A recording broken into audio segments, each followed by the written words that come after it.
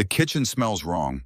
Ash and old fear copper undertones that shouldn't exist in a place meant for nourishment. 3 in the morning silence has a particular quality in Stonekeep, the kind that makes even small sounds feel like violations. My boots don't echo on the flagstones. 32 years of tracking prey taught me how to move through darkness without disturbing it. I shouldn't be here. Should have announced my return through proper channels, let the guards wait gone through the formal rituals of homecoming. But 3 days early from Northern Patrol means 3 days without protocol, without expectation, without the weight of the crown pressing down on every gesture. Just K.L. Stone, walking through his own home like a ghost. The service entrance near the kitchen stays unlocked for staff rotation. I push through expecting emptiness. The hour between midnight and dawn when even the most diligent servants sleep. Instead, I find her. She kneels before the hearth, scraping ash from stones with methodical precision. The kind of focus that speaks of routine, of muscle memory carved by necessity. Her dark auburn hair hangs in a braid down her spine, strands escaping to frame a face I can only see in profile. The dress she wears is undyed linen thin and worn patched in several places. She works quickly, silently, as though afraid to disturb the night itself. Recognition flickers. Beta Warren's daughter. Seen her occasionally over the years, always in the background, always silent. Kitchen staff, I think. Maybe laundry. The kind of pack member who exists in peripheral vision, never demanding attention, never asking for anything. I realize with uncomfortable clarity that I know almost nothing about her beyond her name and parentage. The floorboard creaks beneath my weight. Not loud, but in this silence it might as well be thunder. Her reaction is immediate and visceral. She jerks upright, spanning toward the sound. The movement pulls her dress tight across her shoulders. Worn fabric tears at the seam. Not dramatically, just the quiet surrender of material pushed past its limits one too many times. The right side of her bodice falls away, exposing her shoulder and the upper curve of her back. What I see makes my wolf surge forward with violent fury I haven't felt since Liana died 3 years ago. Her skin is a landscape of brutality.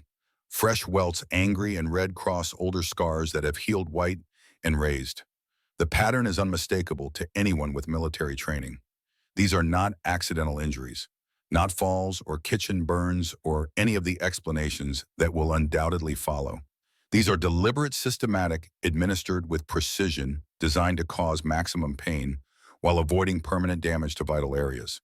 Someone has been torturing her for years. She gasps, eyes going wide with recognition. Green. Her eyes are green like new leaves in spring, and right now they're filled with terror that makes something twist painfully in my chest. She grabs at the torn fabric, trying desperately to cover herself, but her hands shake so violently she can barely hold it in place. The words come out broken, catching in her throat. "Your Majesty, I didn't know you'd returned. I was just finishing the hearth before morning.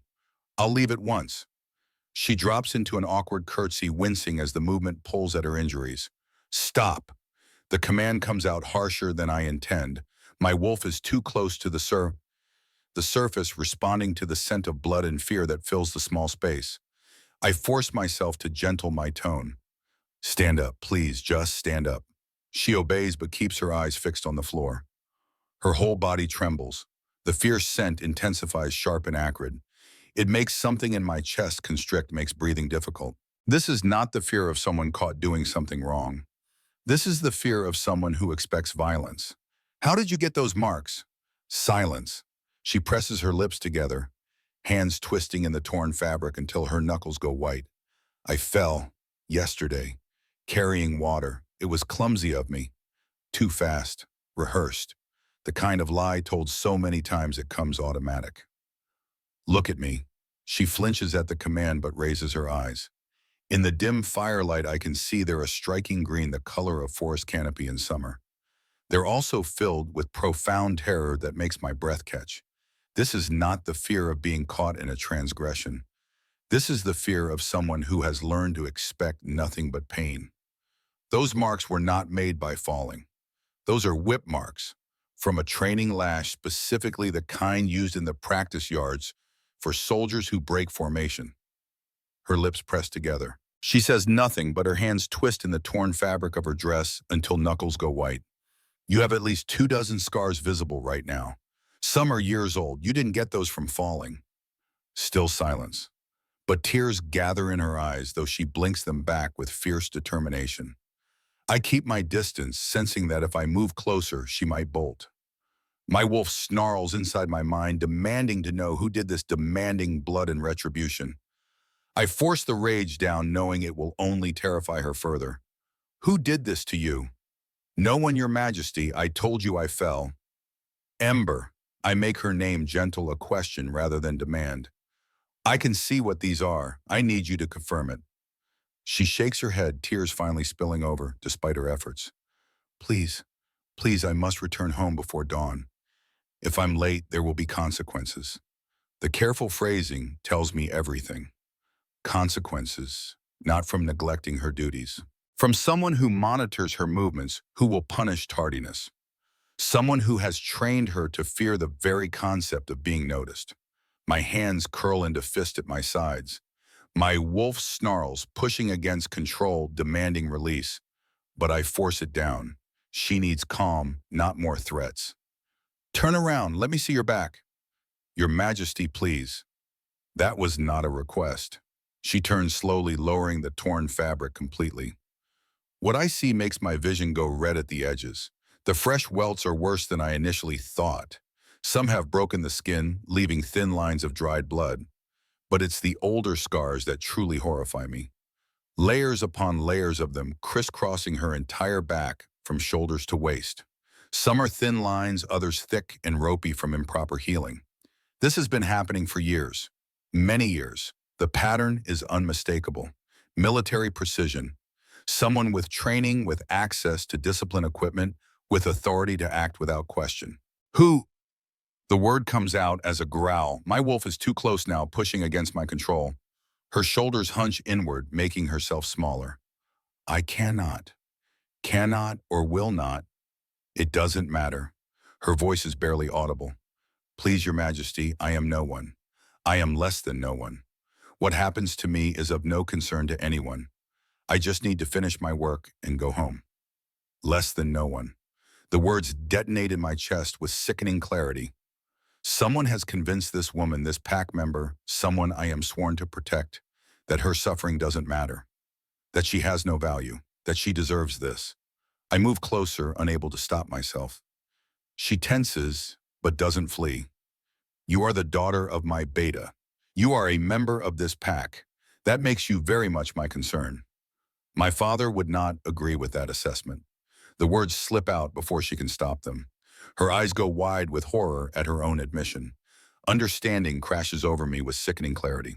The military precision of the scars, the access to training weapons, the authority to discipline without question, the careful isolation that has kept her invisible for years.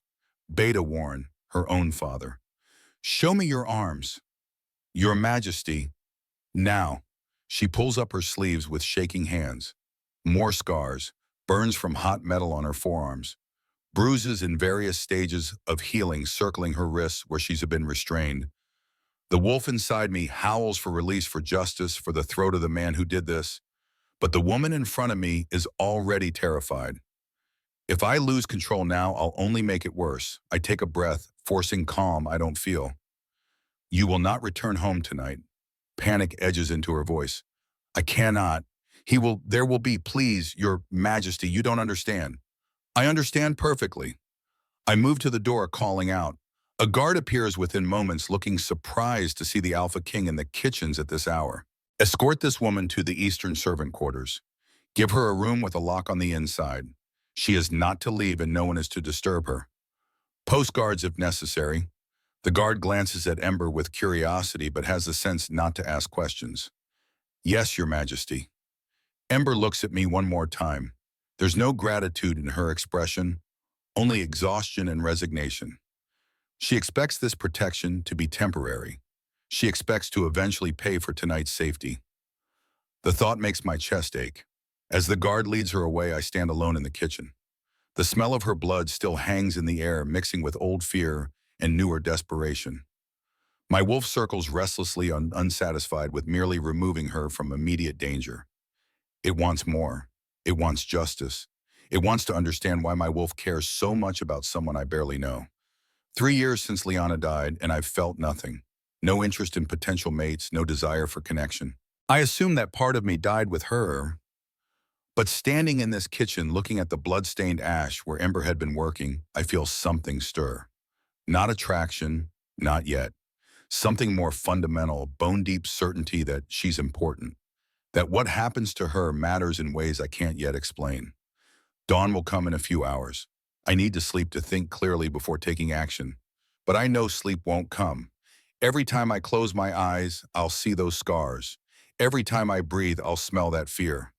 My beta Warren, who has served my father for decades, who pledged loyalty to me when I inherited the crown, that same man goes home and systematically brutalizes his own daughter.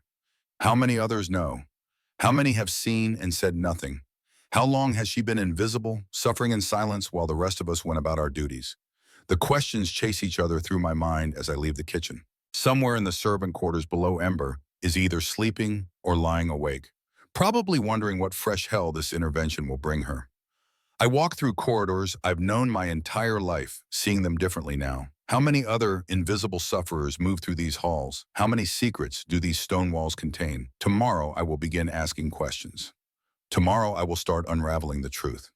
But tonight I stand on the battlements, watching the eastern sky gradually lighten from black to deep blue to pale gray. Somewhere in the darkness below, Ember is locked in a room, probably terrified of what comes next. The wolf inside me paces restless and protective. I don't understand it yet. Don't know why this woman I barely know has awakened something I thought dead. But I know one thing with absolute certainty: Warren will answer for this. And Ember will never go back to that house again. I don't sleep. Can't close my eyes without seeing her scars, without smelling her fear. Instead, I stand on the battlements as dawn breaks across the Cascade Mountains, painting snow-capped peaks in shades of rose and gold. The beauty feels wrong, like the world shouldn't be allowed to be lovely when such horrors happen in shadows. Harper finds me as the sun clears the eastern ridge. My cousin, my second in command, the one person who reads me well enough to know when words won't help.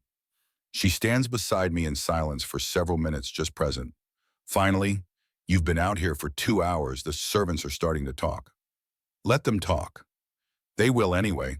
KL Stone Alpha King returned early from patrol and spent the night standing on the battlements like a dramatic ghost. Very romantic, very mysterious. Despite everything, her dry tone pulls a small sound from my throat that might be a laugh. I found something tonight, in the kitchens. Harper's expression shifts immediately from teasing to focused. What kind of something?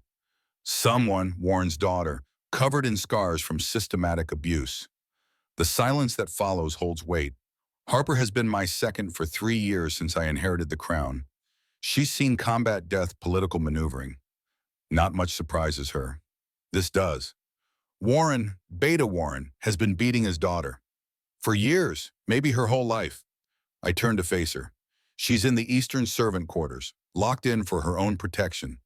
Postguards you trust absolutely. No one goes near her without my explicit permission.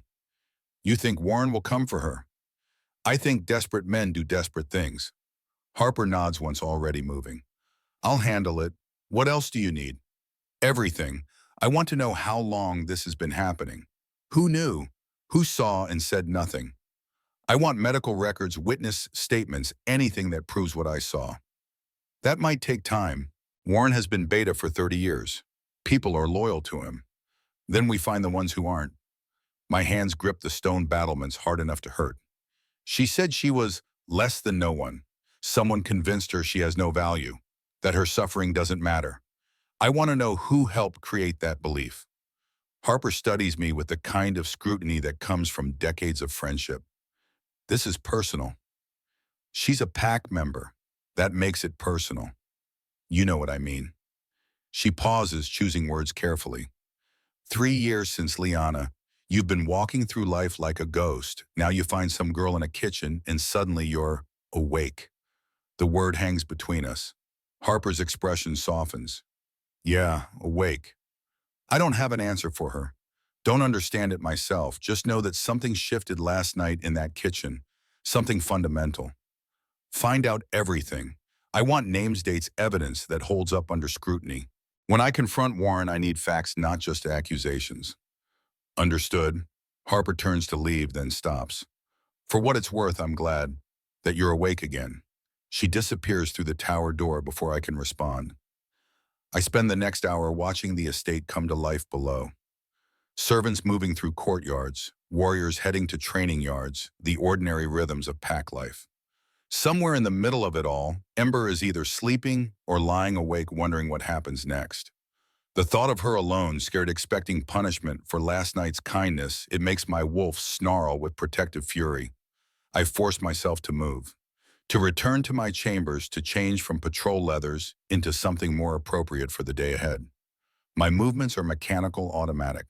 The face in the mirror looks like mine, but feels like a stranger's. Harper was right. I have been walking through life like a ghost. Going through motions, fulfilling duties, existing without actually living.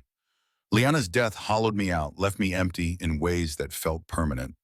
Then Ember turned in that kitchen, and I felt everything. The realization should terrify me. Instead, it feels like relief. I position myself where I can observe the kitchen entrance without being obvious. Need to see her routine to understand the scope of what's been hidden in plain sight. She appears shortly after sunrise, wearing a different dress, equally worn and patched, moving with careful precision that suggests every motion causes pain. She keeps her head down as she enters the kitchen, disappearing from my view. I give her a few minutes, then follow. The kitchen bustles with morning activity. 3 other servants prepare breakfast for the estate's inhabitants, their chatter falling silent when I enter. Not unusual, the Alpha King doesn't typically spend time in the kitchens.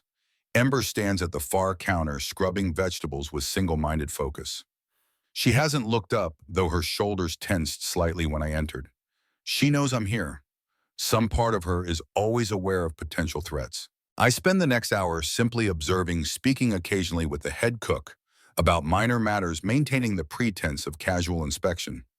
But my attention stays on Ember. She works without pause, moving from one task to another. When the cook distributes morning bread to staff, Ember takes none. When someone asks if she wants ale, she shakes her head silently. She eats nothing, drinks nothing, speaks to no one, makes herself invisible. At one point, a male servant passes too close behind her, carrying firewood. She doesn't just flinch, she drops, assumes a defensive crouch, hands coming up to protect her head. It happens so fast, most people don't notice. The servant certainly doesn't. He continues past, oblivious to the woman frozen in terror at his proximity. By the time anyone might have seen, Ember is already standing again, hands steady on the counter, breathing carefully controlled. But I saw. And the image sears itself into my memory, that instant transformation from functioning person to cowering victim, then back again. Training, learned response to male presence, to being approached from behind. Years of conditioning teaching her that proximity means pain. My wolf wants to shift to hunt, to tear apart whoever created this fear. I force it down through sheer will. The cook eventually notices my presence growing awkward. Was there something specific you needed, Your Majesty? Just observing. Carry on. I leave before my control slips, before I say or do something that makes this worse for Ember. Back in the corridors, I find my way to the medical wing, to the one person who might have answers. Mom. Iris Chen sits in her workroom grinding herbs with the kind of focus that comes from decades of practice. She's been pack healer since before I was born, delivered me into this world according to family stories.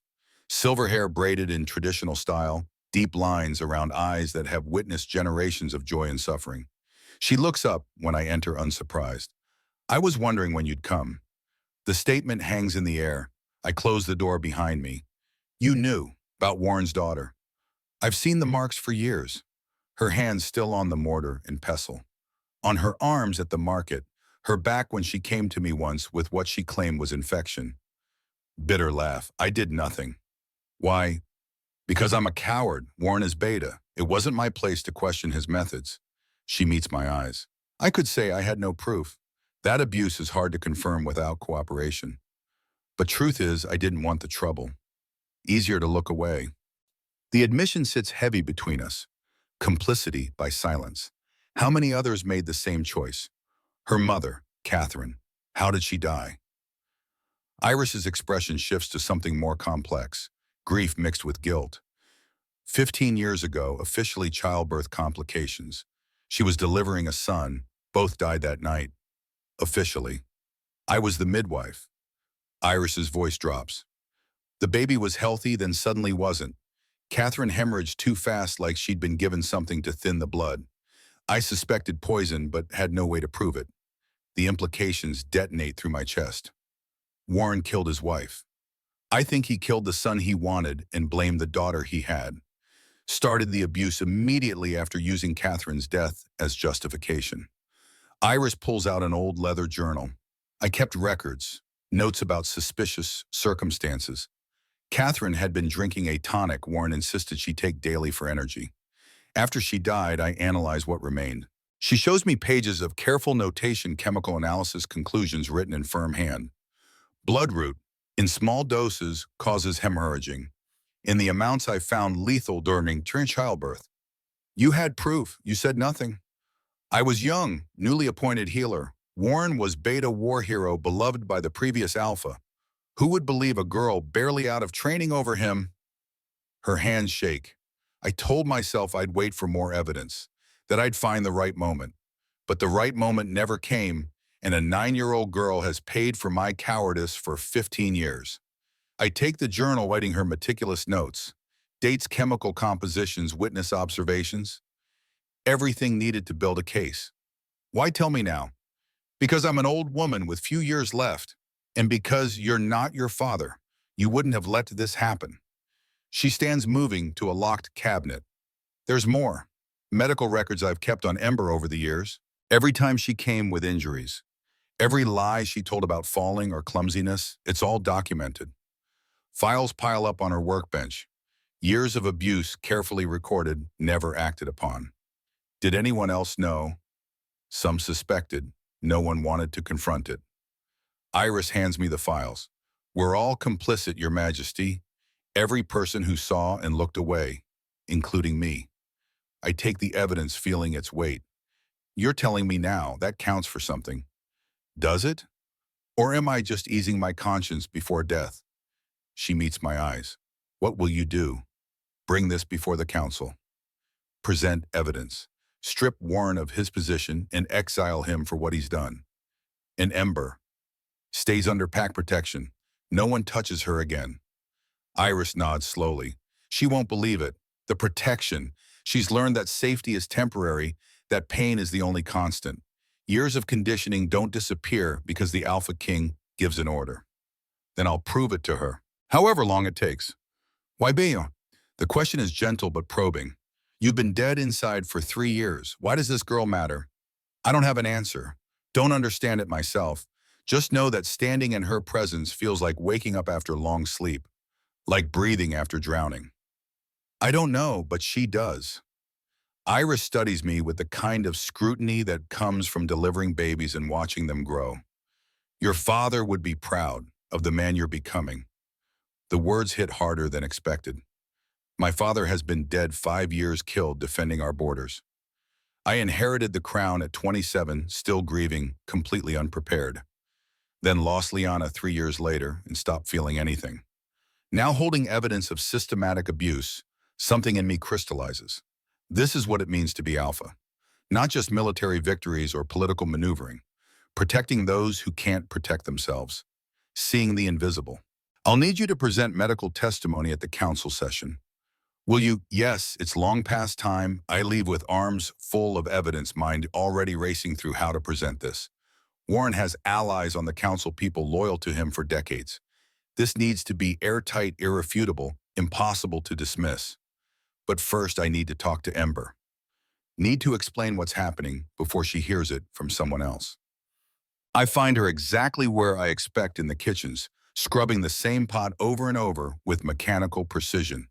Her hands are raw from hot water and harsh soap. She doesn't look up when I enter, but her shoulders tense. The other servants make themselves scarce. We're alone within moments. Come with me. She sets down the pot, follows without question, without looking at anyone. We walk through corridors until we reach a section of the estate she's likely never entered. The residential wing where higher-ranking pack members live. I open a door to modest but comfortable quarters. These will be yours. Lock on the inside. Guards posted in the hallway at all times. No one enters without your permission. She stands in the doorway, staring at the room as though it might be a trap. What happened at the council? Straight to the point. No preamble or gratitude. Just need to know the danger level. Nothing yet. I'm gathering evidence first. But I wanted you to know before I proceed, I'm going to bring formal charges against your father. Present what he's done to you before the council and the pack. There will be consequences for him. She sways, slightly catches herself against the doorframe. You cannot. You don't understand what he's capable of. He's beta. He has authority, respect allies. They'll never believe me over him. And when they don't, when you can't prove anything, he'll take me home and... She cuts herself off, chest heaving. The fear in her voice is more than theoretical. This is someone who has watched escape attempts fail before, who knows exactly how punishment escalates. I move closer but maintain careful distance. I have proof, medical records spanning years, chemical analysis of the poison that killed your mother, witness testimony. This isn't just your word against his. My mother. Her voice breaks on the words. What about my mother? Carefully, gently, I explain what Iris found.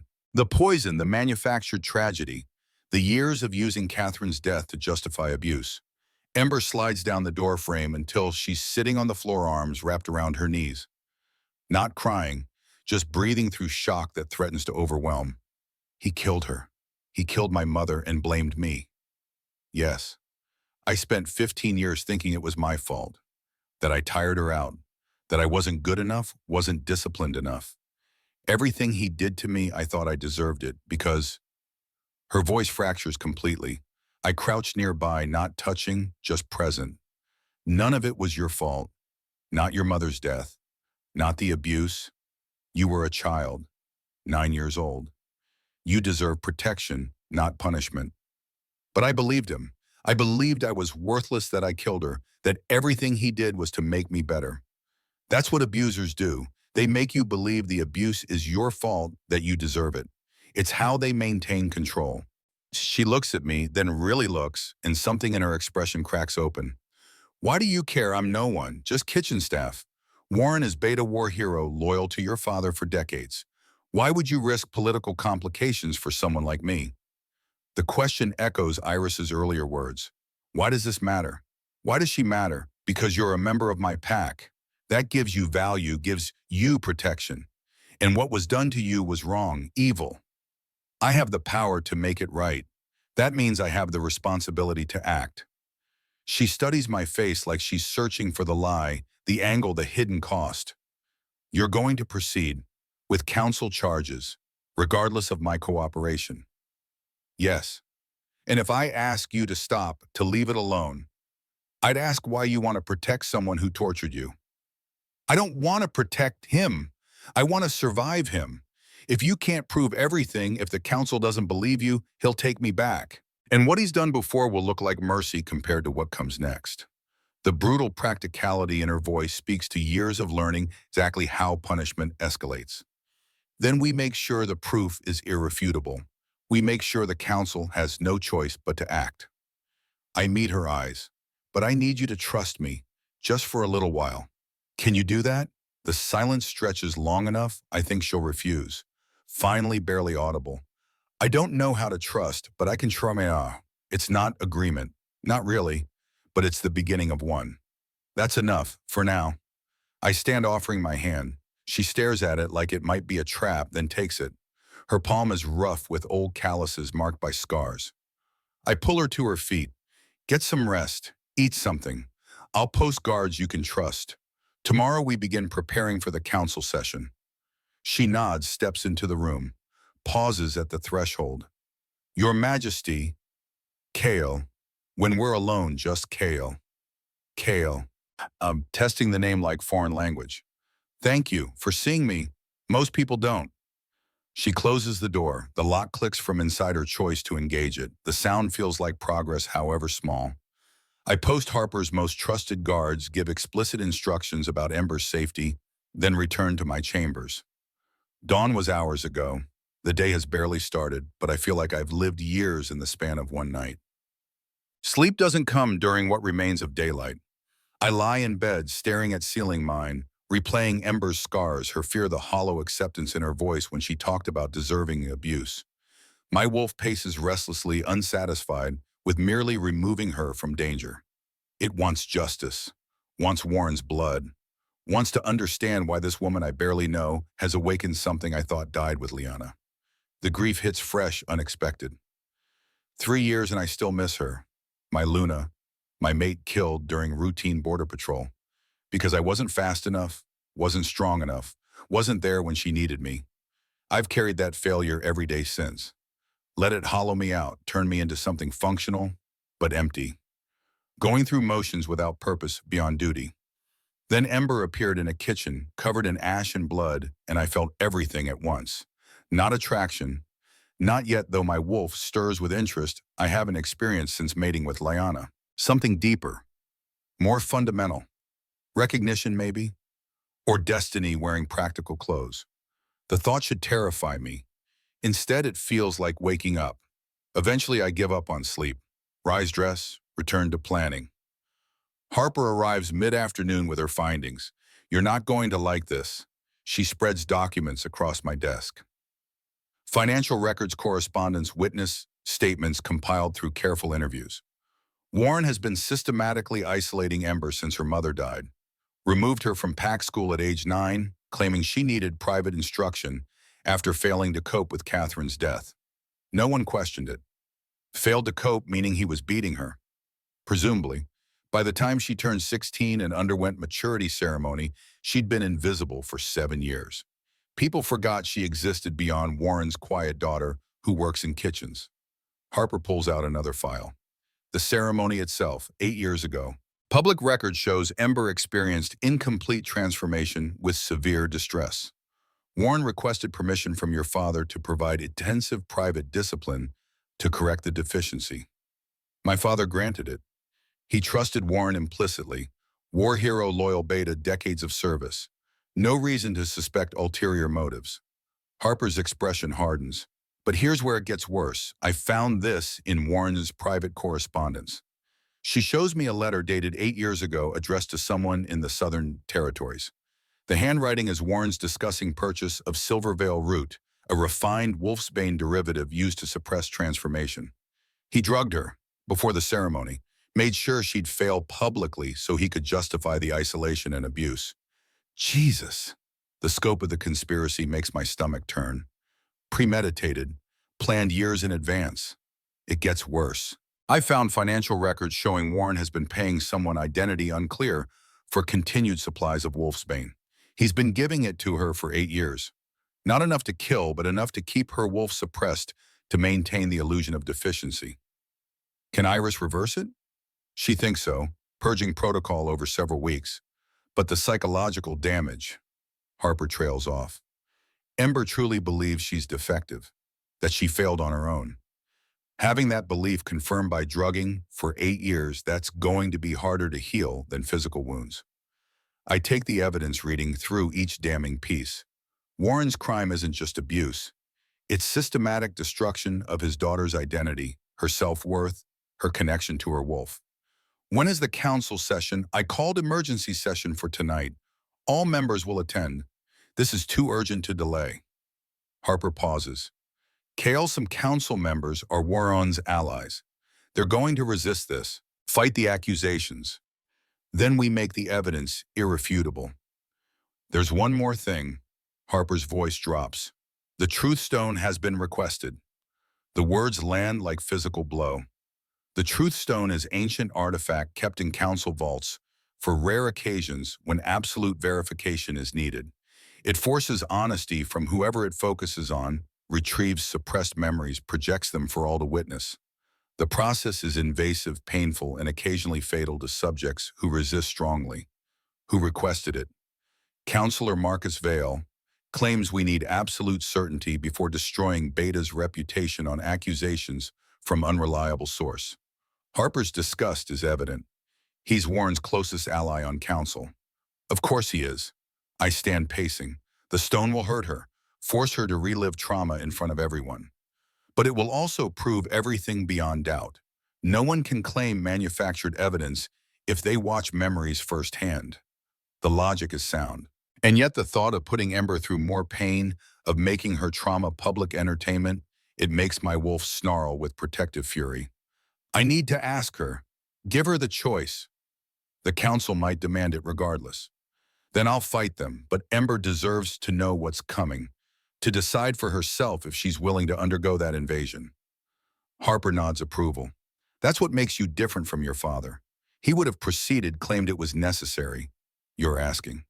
Choice matters. She's had none for 15 years. She gets one now, Dad. I find Ember in her quarters, sitting by the window watching sunset paint mountains in shades of gold and crimson. She's bathed, changed into clean clothes someone provided.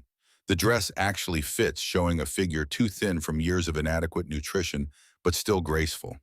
She looks up when I enter, expression wary but less terrified than before. The council session has been called for tonight. Emergency gathering to hear evidence against Warren. Tonight, she processes this. So soon. Every day we wait is another day he could act, could flee or manufacture counter evidence, or hurt someone else. I sit across from her, maintaining distance. But there's something you need to know, something I need your permission for.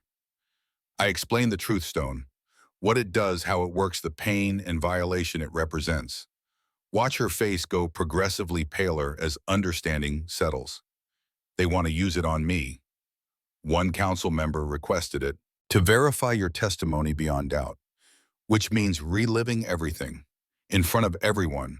All the abuse, all the pain, all the times I begged him to stop, they'll all see it. Yes. She stands and moves to the window, arms wrapped around herself. And if I refuse, I'll fight the request, argue it's unnecessary given the physical and documentary evidence. But they might demand it anyway. Truthstone testimony overrides all other forms of proof in PAC law. So really, I don't have a choice.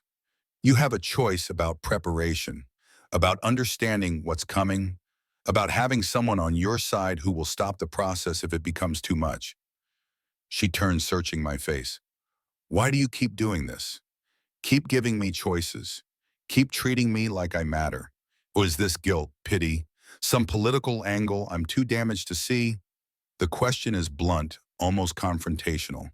Layers of defensive armor showing through. I don't know.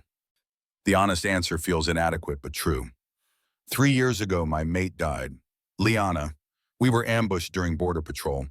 I was separated from her in the fighting. By the time I found her, she was already gone. Ember's expression softened slightly. I'm sorry. I tell you because after she died, something in me died too. I walked through life like a ghost, functional but empty, duty without purpose. I meet her eyes. Then you turned in that kitchen, and I felt everything. I don't understand it, but I know you matter. Not for political reasons or guilt. You just do. Silence stretches between us. Outside, stars begin appearing in the deepening twilight. Finally, I'll do it. The truth stone. Because if that's what it takes to prove what he's done to make sure he can't hurt anyone else, I'll survive it. I've survived worse. The quiet strength in her voice makes my chest ache. You shouldn't have to survive worse. You should have been protected. But I wasn't. And I can't change that. I can only move forward. She straightens her shoulders. When does the session begin? 2 hours, but first we eat. You need strength for what's coming. I'm not hungry. That wasn't a request either. Surprisingly, she almost smiles. Small quirk of her mouth that transforms her face from merely pretty to genuinely beautiful. You're very commanding, Your Majesty. Kyle, and yes, I am. It's literally my job. This time the smile reaches her eyes. Brief, fleeting, but real. I have food brought to her quarters. Simple fare, bread, cheese, fruit soup. She picks at it initially, then seems to realize she actually is hungry. Eats slowly, carefully, like she's forgotten how to consume regular meals. When was the last time you ate properly? She considers. Define properly. I eat scraps from kitchen prep. Leftovers that would be thrown out anyway. Enough to function. You're malnourished. Iris says you're at least 20 pounds underweight for your height and build. Warren said hunger builds discipline. that eating too much makes you soft. She says it matter-of-fact reciting lessons learned. I learned to eat just enough to stay conscious for work. The casual horror in her words makes my hands clench. 15 years of systematic starvation abuse, masquerading as teaching. You're going to eat regularly now, proper meals. Your choice what and when, but regularly. Another order, a strongly worded suggestion backed by alpha authority. So yes, an order. Yes. She finishes the soup, then the bread. Color returns to her pale cheeks. Her hands stop shaking quite so badly. Better, I suppose. She looks at the empty dishes. Thank you. For this. For everything. Even if it doesn't last, even if this is just temporary reprieve before everything falls apart, thank you for trying. It's not temporary, and nothing is falling apart except Warren's lies. She wants to believe me. I can see it in her expression, the desperate hope warring with learned cynicism. Years of conditioning don't disappear because someone says kind words. But it's a start. Harper arrives to escort us to council chambers. The walk through corridors feels like marching toward execution. Ember's shoulders tense progressively with each step. By the time we reach the massive doors, she's rigid with barely controlled panic. You don't have to do this. Yes, I do, for everyone else he might hurt. For my mother, for myself. She takes a breath. I'm done being invisible. The doors open. Inside, 9 council members sit around heavy oak table. Warren is already present, positioned to the right where Beta traditionally stands. He looks calm, confident, completely in control. Then he sees Ember and his expression shifts. Just for a moment, surprise, then calculation, then cold fury quickly masked. But I saw it, and so did others. The council chamber falls silent as we enter. Ember keeps her eyes down, old habits ingrained. But she's here. That alone takes more courage than most will ever possess. Thomas Ashford, eldest council member, calls the session to order. We are gathered to address serious allegations brought by AlphaKing Stone against Beta Warren Graves. The charges include systematic abuse poisoning and conspiracy to deceive pack leadership. Beta Warren author, you stand accused. How do you answer? Warren's voice is steady, reasonable, the tone of someone addressing ridiculous claims. I answer that these accusations are baseless and offensive. I have served this pack for 30 years with honor. My daughter is troubled, has always been troubled, and I have done my best to help her despite her deficiencies. If that care has been misconstrued as abuse, I am deeply saddened. The performance is perfect. Reasonable father concerned for unstable daughter hurt by false accusations. Several council members nod sympathetically. I step forward. I have evidence.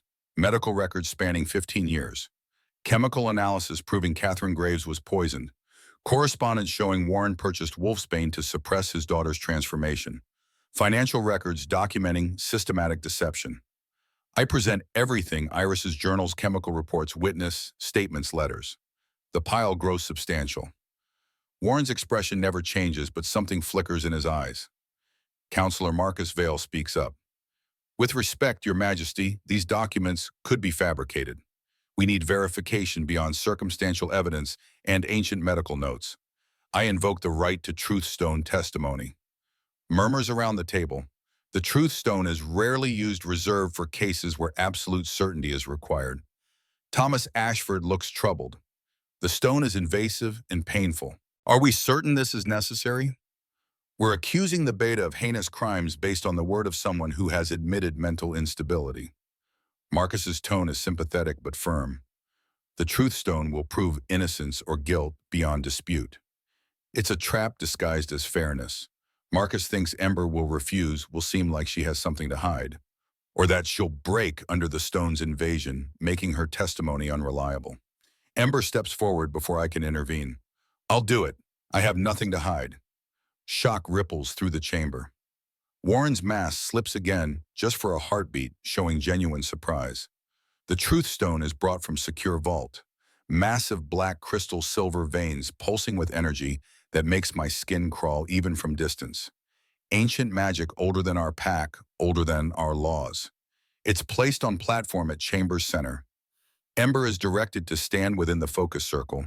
The artifact activates with low hum that resonates in bones. Silver light engulfs Ember, and she staggers, gasping as the invasion begins. The stone doesn't just force honesty, it strips away mental barriers, reaches into consciousness, and pulls out buried truth. Marcus Vale steps forward to ask questions. Traditional protocol accuser poses queries. Stone verifies answers. But Warren moves faster, claiming his right as accused to face his accuser. I have questions for my daughter. If she's making these claims, she should answer directly. Thomas looks uncertain but can't deny the request without appearing biased. Proceed, but keep questions relevant to charges. Warren approaches the circle, stopping just outside the boundary. Ember stands at the center, silver light flickering around her like flame. His first question is calculated cruelty. Are you my biological daughter? The question detonates through the chamber. No one expected this angle. Ember's eyes go wide, confusion crossing her face before the stone compels truth. Memory projection erupts into the air above the platform, visible to everyone present. Past made manifest. The scene shows a bedroom 24 years ago. A woman lies in bed with a newborn. Catherine Graves, younger, exhausted from labor. Warren enters, face cold. A girl I wanted a son. She's beautiful. We'll name her. She'll never carry the Graves name properly. A daughter is worthless. But the memory shifts, goes deeper. Another scene months earlier. Catherine pregnant, meeting someone in secret. A man whose face we can't fully see, voice familiar but distorted. If Warren finds out this child isn't his, he'll never know. The baby will have his coloring. He'll accept her as his. The truth stone forces answer from Ember's lips, words she never knew consciously but memory retained.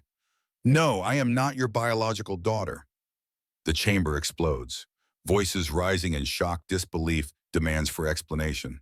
Warren's face cycles through emotions, vindication, fury, something darker. You see, she's not even mine. The woman I love betrayed me, passed off another man's child as legitimate heir. Everything I did was justified response to that deception. But Thomas Ashford is standing face pale, staring at the fading memory projection. That voice, the man in the memory, I know that voice. He moves closer to the stone, commanding it to replay the memory, this time focusing on the hidden man, pulling details forward. When the face resolves clearly, Thomas staggers. My brother, Finn. Finn Ashford was Ember's biological father. Silence crashes through the chamber like physical force. Finn Ashford. War hero, Thomas's younger brother, died 15 years ago in territorial conflict. Noble bloodline, beloved by the pack. Ember is not Warren's disgraced daughter. She's nobility. Ashford blood, hidden in plain sight for 15 years while Warren tortured her for her mother's betrayal. Warren's composure finally cracks. She killed my wife. Catherine's affair produced this abomination, and when I discovered it, when I confronted her, she was pregnant again. With my child, my actual son, and she let herself die rather than give me the heir I deserved. You killed her. Iris's voice cuts through the chamber as she stands from witness section. I was there. I examined her body. She was poisoned with bloodroot. You murdered your wife and unborn son because you couldn't handle her affair. Warren rounds on her. She deserved it. She betrayed me, and this thing. He gestures at Ember with contempt. This bastard child has been my burden for 15 years. I tried to make her useful, to beat some worth into her, but she's fundamentally broken. The admission hangs in the air. Warren too angry to realize what he's confessed. Marcus Vale tries to intervene. Beta Warren is clearly distraught. These accusations have disturbed his judgment. He just admitted to murder and abuse in front of the entire council. Harper's voice is ice. His judgment is irrelevant. Thomas moves to the platform, addressing Ember directly. Child, did you know about Finn being your father? The truth stone compels answer. Another memory surfaces, painful and clear. Ember at age 9, hiding in a closet. Outside, Warren screaming at dying Catherine. You whore! This isn't my child, you tricked me. Catherine gasping, bleeding. She's innocent. Please, Ember is. I know what she is, and I'll make her pay for your betrayal. Every day of her miserable life she'll suffer for what you did to me. Young Ember doesn't fully understand but files the memory away, buried under years of abuse and wolfsbane suppression. I suspected. Ember's voice is hoarse from the stone's invasion. But I didn't have proof until now. The stone's light intensifies, pulling more memories forward. Years of systematic abuse projected for all to witness. Beatings, starvation, psychological torture, the daily administration of wolfsbane disguised as medicine. Every cruelty catalog displayed irrefutable. Several council members turn away, unable to watch.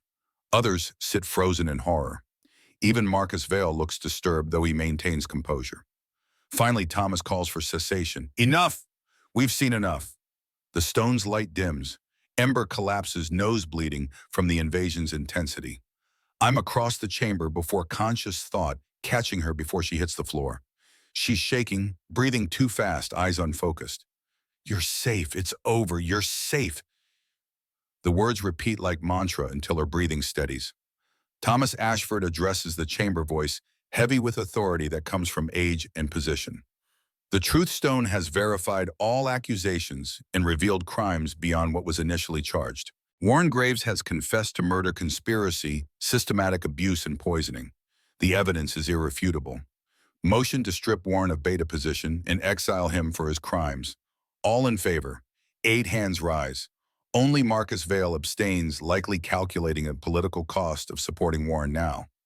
Motion passes unanimously. Warren Graves, you are hereby stripped of all titles, positions, and pack privileges. You will be escorted to the Eastern Mountains and exiled for a period of 10 years. Magical binding will prevent your return before sentence completion. Guards move forward to restrain Warren. He fights screaming protests that sound increasingly unhinged. This is a mistake. She's poison. Everything she touches dies. Her mother, my son, she'll destroy this pack. Take him away. The guards drag him from the chamber. His screams echo through stone corridors, fading as distance grows. The council chamber sits in stunned silence. What should have been simple verification of abuse charges turned into revelation of murder, hidden parentage, and crime stretching back 15 years. Thomas approaches where I still hold Ember, his expression complex. I had no idea my brother had a daughter. If I'd known, I would have protected her, claimed her as family. She never should have suffered like this. Ember looks at him with eyes still glazed from true stone trauma. Everyone says they would have helped, but no one did. The words land like condemnation, true and brutal and impossible to refute. Thomas's face crumples. You're right, and I'm sorry. He straightens. But your family, Ashford bloodline, that makes you nobility. Everything changes now. Ember laughs, broken, bitter sound. I went from worthless bastard to nobility in one evening. Doesn't change 15 years of thinking I deserved the abuse. She tries to stand, legs buckling. I catch her again. You need rest, medical attention. Iris, I'm fine. Her voice holds edge of hysteria. I just had my trauma displayed for entertainment and discovered my entire identity is a lie. And the man who tortured me is exiled while I'm suddenly nobility. I'm completely fine. She's not fine. Obviously desperately not fine. But she's holding together through sheer stubbornness. Harper appears at my elbow. I get her out of here. I'll handle the aftermath. I don't argue, just lift Ember into my arms. She's lighter than she should be, all sharp angles and 2 prominent bones, and carry her from the chamber. Behind us, the council continues debating implications, political ramifications, what happens next. But Ember has had enough of politics and public scrutiny for one night. She doesn't fight being carried, just curls against my chest, shaking like she might fly apart at any moment. I killed my mother, Tiana. Her voice is small, lost. Warren was right. If she hadn't had the affair, hadn't gotten pregnant with me, he wouldn't have poisoned her. The son would have lived. It is my fault. No, Warren's choices are his own. He could have divorced, Catherine could have sent you away, could have done 1,000 things that didn't involve murder and abuse. His actions are not your fault. You were 9 years old. But if I'd never existed, Betsy, then the world would be darker for your absence. I adjust my grip, holding her closer. You survived, Ember. Against odds that should have destroyed you, you survived. That means something. She doesn't respond. Just shakes and breathes and slowly starts to fracture. I get her back to her quarters, set her carefully on the bed. Iris arrives within minutes, a medical bag in hand. The true stone can cause trauma beyond the memories themselves. She needs rest, quiet, and time to process. Will she be all right? Physically, yes. Emotionally. Iris meets my eyes. That depends on whether she believes safety is real or just temporary respite before the next horror. She administers something that makes Ember's eyelids heavy. Within minutes, she's asleep or unconscious, hard to tell which.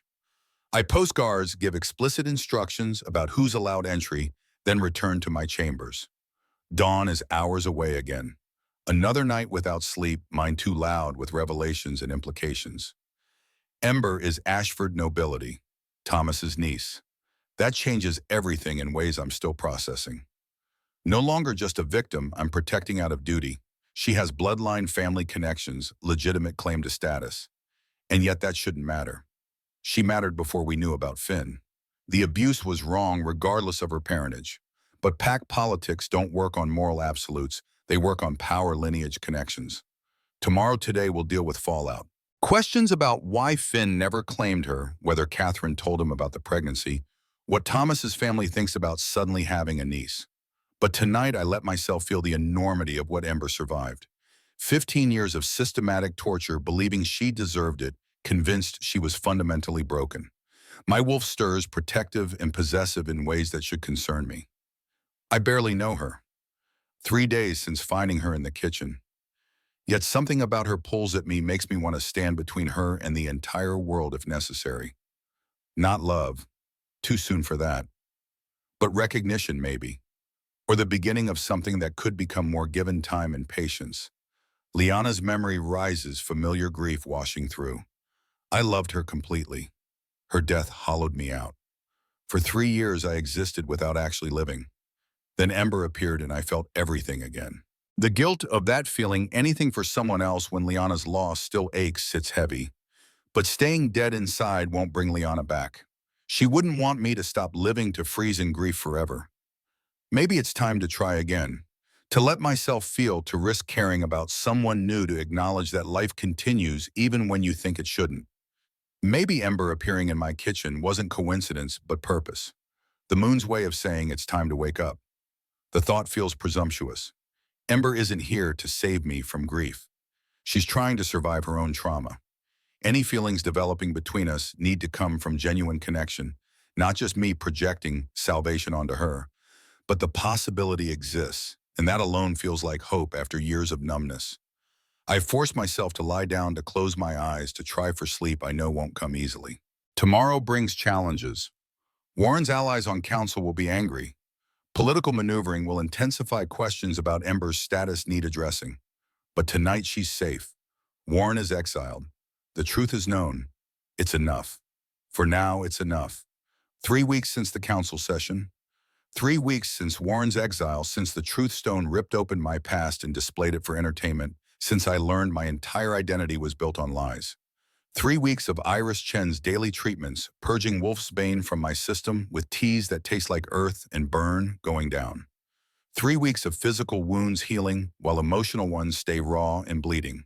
3 weeks of Kael Stone appearing every afternoon at the same hour, as reliable as sunrise, asking nothing and offering everything. I don't understand him.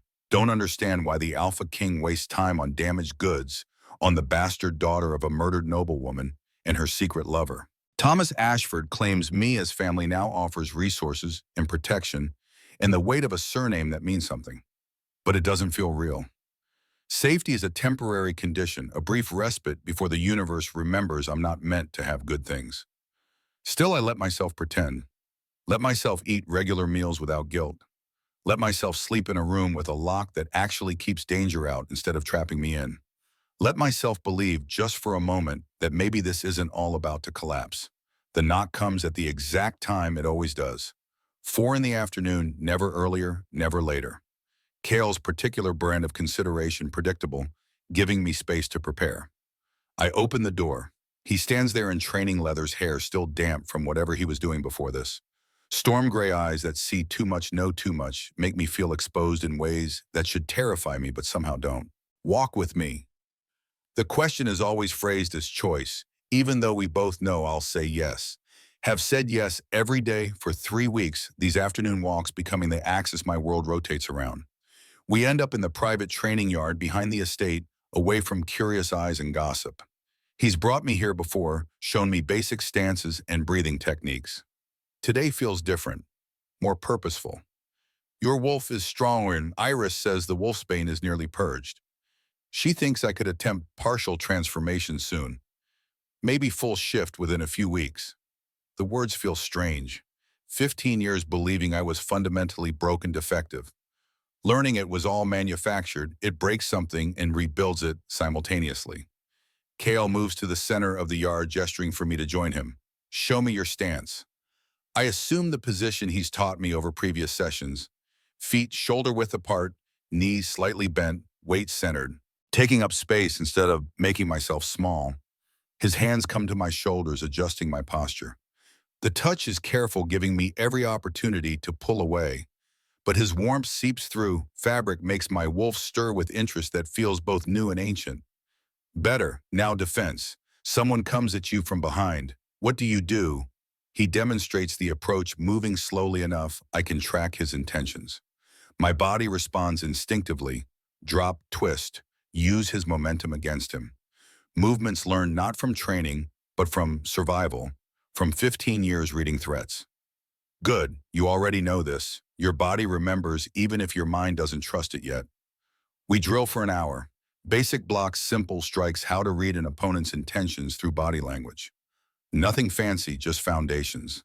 But each successful defense, each moment of taking up space and refusing to apologize for it, it feels like reclaiming pieces of myself Warren tried to destroy. Finally, Kale calls for break. We sit in the yard's shade, drinking water, breathing hard from exertion. There's something I need to tell you about Northern Territories. The shift in his tone makes my wolf perk up, sensing danger. Ronan Blackthorn, alpha of the Northern Pack. 3 years ago, his forces ambushed us during routine patrol. That's when my mate died, Leanna. He's mentioned her before briefly. The grief in his voice when he speaks her name makes my chest ache. For 3 years, tensions have simmered. Small provocations, testing boundaries, nothing that justified full response. Until now. He pulls out a message worn from repeated reading. He's demanding territory, the fertile hunting grounds along our border. 2-week deadline, or he considers it an act of war. He's attacking. Not yet, but scouts report troop movements. He's positioning for assault. Kale meets my eyes. War is coming, Ember, and I don't know if we're ready. The admission costs him. Alpha Kings don't show uncertainty, don't acknowledge weakness. That he's sharing this with me, trusting me with strategic concerns, it means something I'm not ready to examine. What can I do? Nothing. You stay here, stay safe, let me handle all. No. His eyebrows rise at the flat refusal. No. You've spent 3 weeks teaching me to be strong, to take up space to fight. Now you want me to hide while you face danger. That's not how this works. You're not a warrior. You're still healing, still learning basic defense. Throwing yourself into combat would be suicide. Then teach me faster. Make me ready. I stand facing him fully. I'm done being protected like fragile glass. Either trust me to fight or stop wasting time training me. Something shifts in his expression. Pride maybe, or respect, or both. You're serious.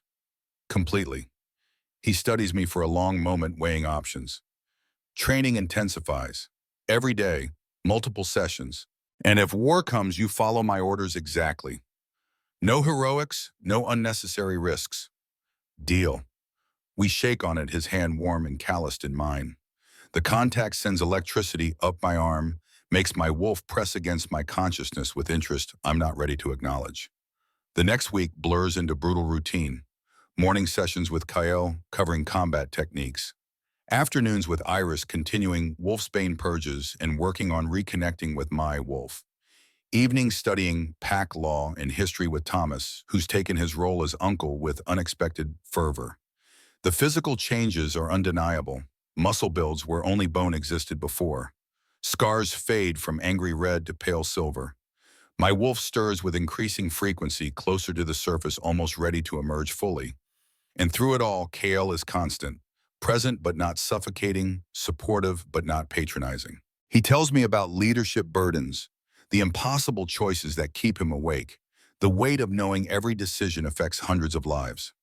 I find myself offering perspectives he hasn't considered, seeing problems from angles his advisors miss. Years of being invisible taught me to observe, to understand power dynamics, to find patterns others overlook. One evening we sit in the library, my favorite room in the estate, walls of books, floor-to-ceiling leather chairs by the fireplace. Rain drums against windows, turning the world outside gray and soft. You'd make a good counselor. Kale looks up from the military strategy text he's been studying. You see connections others miss. I spent 15 years watching people. When you're invisible, you notice things. You're not invisible anymore. Sometimes I wish I was. Being seen is complicated. He sets down the book, full attention on me now. Complicated how people expect things. Thomas wants me to embrace Ashford heritage, to take my place among nobility. Iris wants me to heal faster, to be ready for whatever comes next. I stop, not sure how to articulate it. What do I want? I don't know. That's what makes it complicated. KL is quiet for a long moment, firelight casting shadows across his face. I want you to be whoever you choose to be. Not who Warren tried to make you, not who Thomas expects, not who the pack needs. Just you making your own choices. What if I don't know who that is yet? Then we figure it out together. The words settle between us, weighted with meaning I'm not ready to examine. My wolf stirs, pressing close to the surface, wanting things I can't quite name. The moment breaks when Harper bursts through the door, not bothering with courtesy. Northern border. Ronan's forces are attacking, now. Kale is on his feet instantly, already moving. Mobilize defenses. I want every warrior. Already done. But Kale, there's more. Ambassadors from Southern Territories arrived this morning. They're still here, including Sienna Vale. The name means nothing to me, but Kale's jaw tightens. Marcus Vale's niece. And potential political complication if we're attacked while hosting Southern delegates. Harper's expression is grim. Ronan timed this perfectly. Kale turns to me. Stay here. The estate is fortified, guards are posted. You'll be safe. No. Ember. I said no, you promised me training. Time to see if it took. This isn't training exercise. This is actual combat with enemies who want me dead and will kill anyone in their way. Then I guess I'd better not get in the way. We stare at each other, wills clashing. Finally, KL exhales hard. Stay close to me. Follow orders exactly. If I say run, you run. Understood. Understood. Harper looks between us, expression unreadable. This is a terrible idea. Probably. I agree. Let's go anyway. The ride to the northern border takes 30 minutes, convoy moving fast through mountain roads slick with rain. Kale's wolf paces beneath his skin, ready to emerge. My own wolf stirs closer to the surface than ever before. We reach the conflict zone as twilight deepens tonight. The battle has already started, wolves clashing in the tree line, snarls and yelps echoing through darkness.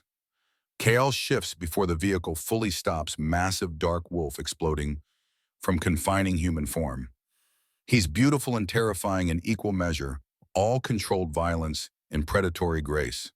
I try to shift, feel my wolf surge forward, eager and ready, but the transformation sticks halfway.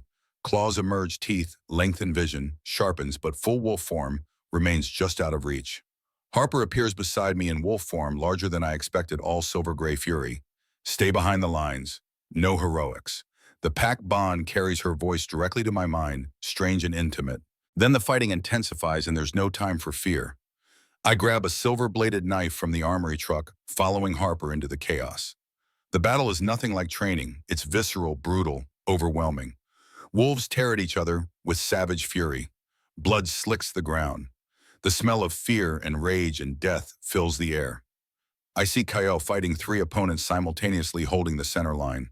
See Harper coordinating defenders with tactical precision.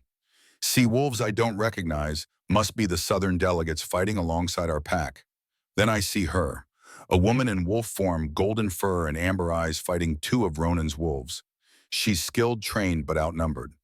One of her opponents gets past her guard jaws, going for her throat. I move without thinking, sprint across open ground, throwing myself between the attacker and his target. The wolf slams into me, instead teeth finding my shoulder. Pain blazes hot and immediate, but my wolf responds. Power explodes through my body bones, cracking and reforming fur rippling across skin. The transformation I've been chasing for weeks completes in an instant, driven by desperate need. I shift fully for the first time in 15 years. My wolf is smaller than most dark auburn, with silver markings along my flanks. But fast, instinctive, fierce in ways I didn't know I possessed. The attacker releases my shoulder, surprised by the sudden shift. I use that hesitation, going for his throat. Teeth find purchase, hot blood fills my mouth. The wolf drops, not dead but disabled. The golden wolf, Sienna. I realize the southern delegate stares at me with shock, visible even in wolf form. You shifted. You actually shifted. Don't sound so surprised. She huffs what might be a laugh, then we're fighting again, back to back, holding the line. We work together, instinctively, her trained precision complementing my survivor's improvisation. The battle turns when Kael reaches the northern alpha's position. Ronan himself, massive black wolf, with red-tinged eyes, drugged or enhanced, or both. They clash with earth-shaking force, but Ronan's warriors are retreating, their alpha's defeat imminent. Within minutes, the fighting stops. Bodies litter the ground, some moving, some terribly still. Victory, but at cost. I shift back to human, every muscle screaming. Someone throws a blanket over me. Kael appears still in wolf form, blood on his muzzle that isn't his own. He shifts, reaching for me with hands that shake slightly. You disobeyed direct orders. I saved her life, gesturing at Sienna, who's also shifted back, golden hair matted with blood and mud. She saved mine, Sienna confirms, voice carrying southern accent that turns vowels liquid. I was dead if she hadn't intervened. Kael looks between us, expressions cycling through anger and relief and something else I can't identify. We'll discuss this later. Right now, wounded need tending. He stalks away, still furious. Harper approaches, now human-looking, amused despite the carnage. You shifted. On your first try in the middle of battle, you completed full transformation. Iris is going to lose her mind. I didn't plan it, just happened. Because you were protecting someone else. Interesting. Harper's gaze is too knowing. That's not standard recovery pattern. Sienna steps closer, assessing me with sharp intelligence. You're the one everyone's talking about. Warren's daughter, no Finn Ashford's daughter, the ones the Truth Stone revealed. Ember Graves or Ashford, still figuring out which name fits. Sienna Vale, Southern Alpha's niece, and apparently your rescue mission recipient. She extends a hand. Thank you for what you did. You could have let me die. Couldn't watch someone else die if I had the power to prevent it. I take her hand, surprised by the firm grip. Interesting philosophy. Most people prioritize self-preservation. Most people weren't me. Something shifts in Sienna's expression. Respect, maybe, or recognition of kindred spirit. My uncle is going to want formal alliance discussions after this. You saved his niece's life. That carries weight in Southern politics. I didn't do it for politics. I know, that's what makes it valuable. She squeezes my hand once before releasing. We should talk. Away from hovering alpha kings who look like they want to simultaneously thank you and throttle you. Kael does look conflicted, watching from where he's coordinating cleanup. His eyes keep finding me, but expression unreadable, but intense. The ride back to the estate is quieter than the ride out. Exhaustion settling over survivors, adrenaline fading into bone-deep weariness. I sit beside Sienna in the convoy, both of us wrapped in blankets, too tired for conversation. Kael positions himself across from us, stare heavy with things left unsaid.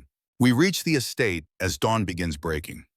Iris descends on me immediately, checking the shoulder wound, exclaiming over the successful transformation, demanding I rest immediately. But Kael intercepts. First we talk. My chambers. Now. It's not a request. I follow him through corridors to rooms I've never entered, private space reserved for AlphaKing. The suite is surprisingly modest, functional furniture maps covering one wall, weapons arranged with precise care. He closes the door, rounds on me. You disobeyed a direct order, put yourself in unnecessary danger, could have been killed. But I wasn't, and Sienna is alive because I acted. That's not the point. Then what is that I can't lose you? The words explode between us, raw and unguarded.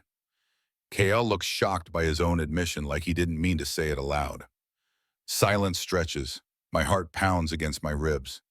Finally quieter. I can't lose you. 3 years of feeling nothing. Then you appear and I feel everything. If something happened to you, if I wasn't fast enough again, I'm not Liana. I know that. Do you? Because it sounds like you're projecting fear of loss onto me, treating me like fragile memory instead of person, making my own choices. The accusation lands hard. KL flinches. Maybe. Probably. But is it so wrong to want you safe? Not wrong, just limiting. I move closer, drawn by something I can't name. You've spent weeks teaching me to be strong, to take up space, to fight. Now you want to put me back in a box labeled protect at all costs. That's not partnership. That's possession. Partnership. He tests the word. Is that what this is? I don't know what this is, but I know I'm done being afraid, done hiding, done letting people make decisions for me out of misguided protection. KL studies my face like he's memorizing details. Finally, he exhales. You're right, I'm sorry. Your choices are your own. Pause. But please, for my sanity, if nothing else, try not to throw yourself in front of enemies quite so enthusiastically. I'll take it under advisement. His laugh is surprised and genuine, transforming his face from stern leader to something younger, lighter. You're impossible. You're just figuring that out. The tension shifts, anger fading into something warmer. We stand close enough I can feel heat radiating from his body, see the flecks of lighter gray in his storm-colored eyes. I should go. Let you rest. But neither of us moves. The moment stretches, weighted with possibility. A sharp knock shatters the bubble. Harper's voice carries through the door. Kyle, emergency council session. Attacks have political implications that need addressing immediately. The real world intrudes, demanding attention. Kale steps back, professional mask sliding into place. We'll finish this conversation later. Looking forward to it. I leave before the wanting in his eyes makes me do something stupid. Like kiss the Alpha King in his private chambers while the pack deals with war aftermath. The council session happens without me. I'm not official member, despite Ashford bloodline. But Harper fills me in afterward, sprawled in my quarters like she's claimed them as secondary headquarters. Ronan's attack failed, his forces retreated with significant losses. But he's not done. This was testing our defenses, seeing our response time. He'll attack again? Probably, but here's where it gets interesting. Harper grins. Sienna Vale, who you heroically rescued, has been singing your praises to anyone who'll listen. Says you saved her life with no thought for your own safety. So her uncle Marcus Vale is one of the most powerful alphas in North America. Having his niece owe you life debt creates instant political capital. The South will support us against Ronan now, partially because you made it personal. I didn't do it for politics. That's what makes it valuable. Genuine heroism is rare enough to be noteworthy. Harper sobers. But there's more. KL announced his intention to formally court you. The words hit like physical impact. He what? Declared before council that he intends to pursue you as potential Luna, which means trials verification, all the political nonsense that comes with Alpha King choosing a mate. Harper watches my reaction carefully. How do you feel about that? Terrified, confused, like maybe I'm still hallucinating from blood loss. All reasonable responses. She stands stretching. For what it's worth, I think you'd be good for him. He's been a ghost for 3 years. You woke him up. That matters. She leaves me alone with thoughts that spin too fast to catch. KO wants to court me, officially, which means pack scrutiny, political maneuvering, everyone judging whether damaged goods deserve to stand beside Alpha King. The thought should send me running. Instead, I find myself considering it. 3 weeks ago, I was invisible kitchen staff covered in scars, convinced I deserved nothing. Now I'm nobility wolf, fully functional training to fight, attracting the attention of the Alpha King. It's too much change too fast. But maybe that's the point. Maybe transformation is supposed to be overwhelming. I'm still processing when Sienna appears at my door looking far too composed for someone who nearly died this morning. We should talk about what happened and what comes next. She settles into the chair across from mine, movements graceful despite visible exhaustion. My uncle is pushing for marriage alliance between me and Kale. Standard political maneuvering unite packs through strategic mating. She watches my reaction. But I'm not interested in Kale Stone.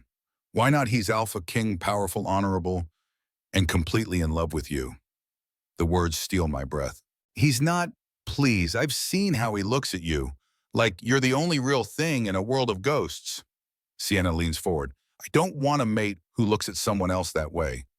I want my own story, not the consolation prize. So you're here to what? Give blessing, clear the field. I'm here to offer alliance. You're going to face scrutiny as potential Luna. Accusations of using Kyle, of being too damaged, of not deserving the position. Having Southern Alpha's niece as public supporter gives you political capital. Why would you do that? Because you saved my life. Because genuine heroism deserves reward. And because, she grins, I think we could be friends. And I've learned that powerful women should support each other, not tear each other down in competition for male approval. The offer sits between us, unexpected and genuine.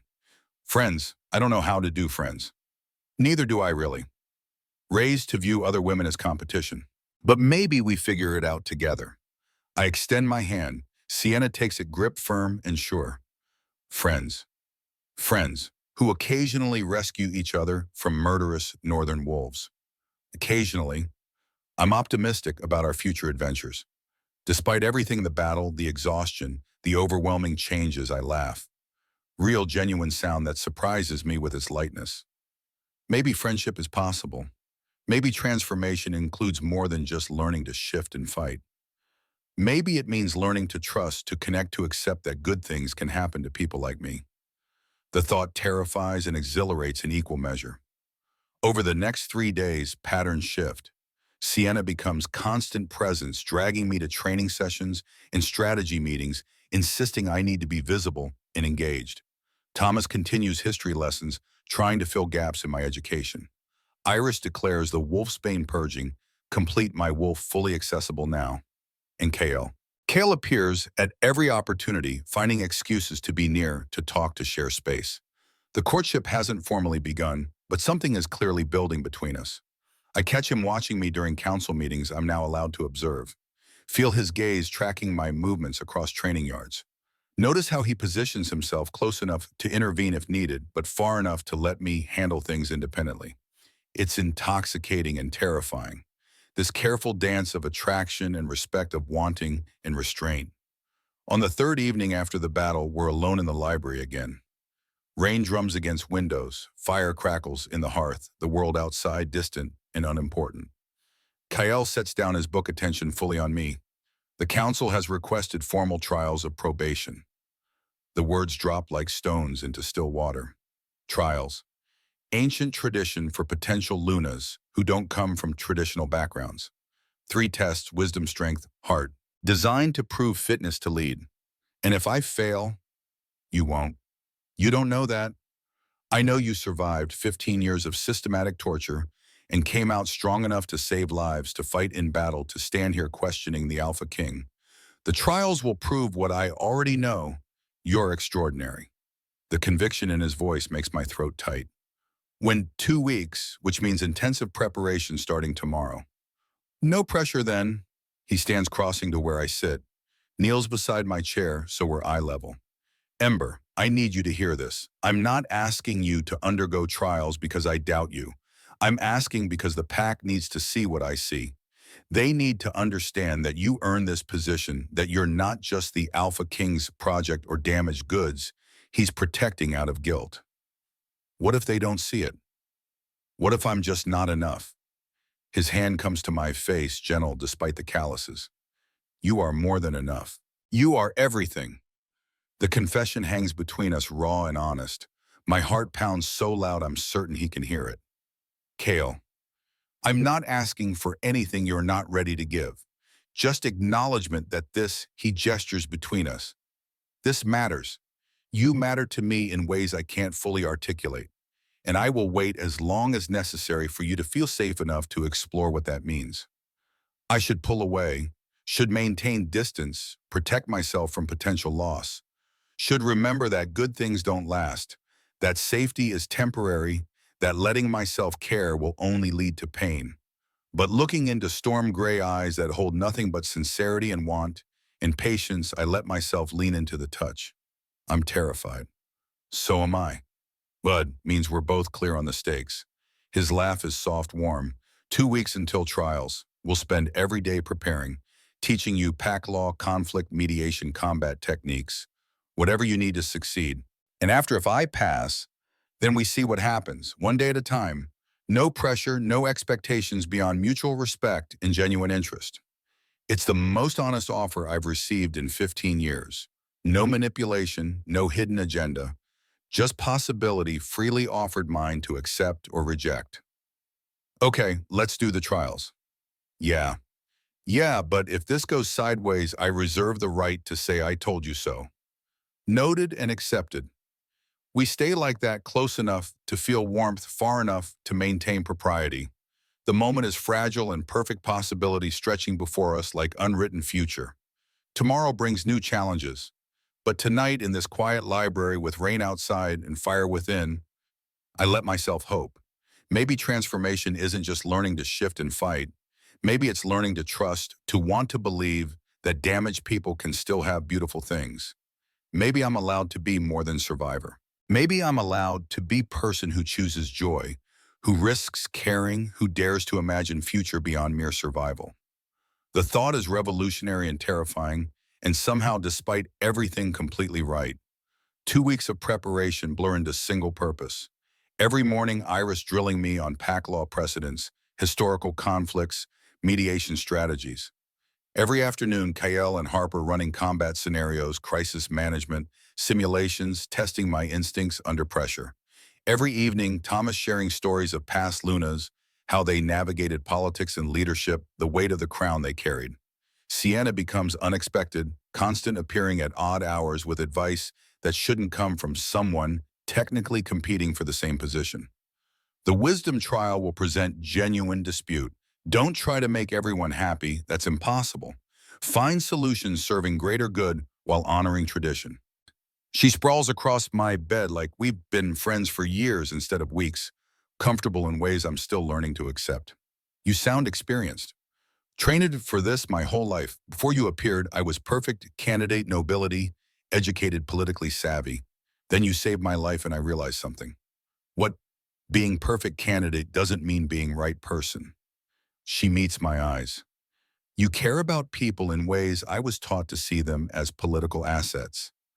That matters more than perfect training. The admission sits between us, weighted with sincerity that makes my throat tight.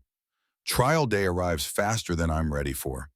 The Great Hall fills with PAC members, allied territories, sending representatives, everyone gathering to witness whether kitchen servant turned Ashford nobility can actually lead. I stand in preparation chamber, wearing formal dress, deep green, honoring my bloodline, silver threading, catching light. Simple but elegant. Nothing hiding the scars on my arms. Those marks are mine, testament to survival. I wear them deliberately. Harper appears in the doorway. Time. You ready? Not even slightly. Good. Means you're taking this seriously. She grins. Go show them what survivors are made of. The Great Hall falls silent when I enter. Hundreds of eyes tracking my movement toward the platform where counsel sits in judgment. Kael occupies his throne, that's the only word for the massive chair radiating authority, but he's not presiding. This is council matter deliberated by those who represent PAC interests beyond AlphaKing. Thomas Ashford stands voice carrying through the chamber with ease that comes from decades of leadership. We gather to witness the trials of probation for Ember Ashford, candidate for Luna of the Stone Pack. 3 tests will determine her fitness to lead wisdom, strength, and heart. Let the first trial commence.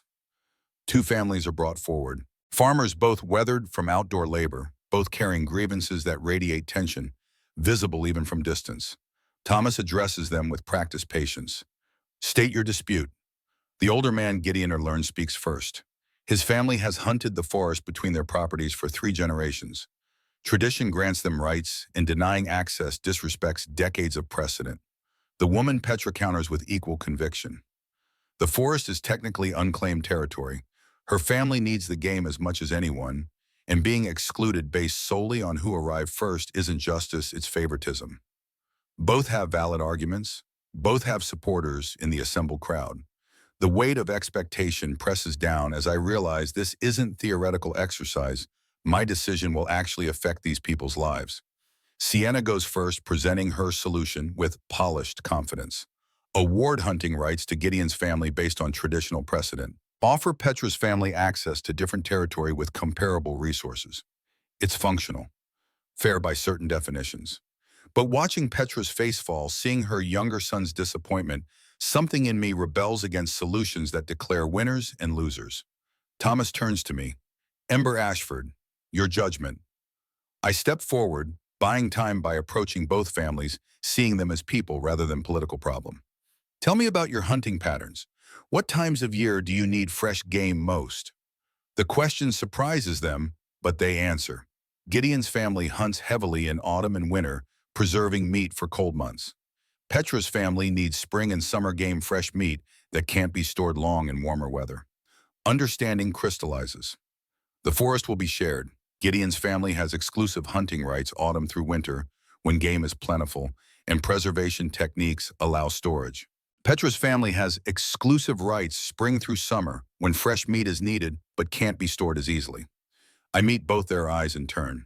Both families will maintain the forest together, clearing paths, protecting against poachers, ensuring the resource stays healthy for everyone. Any disputes arising from this arrangement come to council immediately rather than escalating to vice. You work together or you lose access entirely. Silence follows my pronouncement. I brace for rejection, for being told I've overstepped or misunderstood.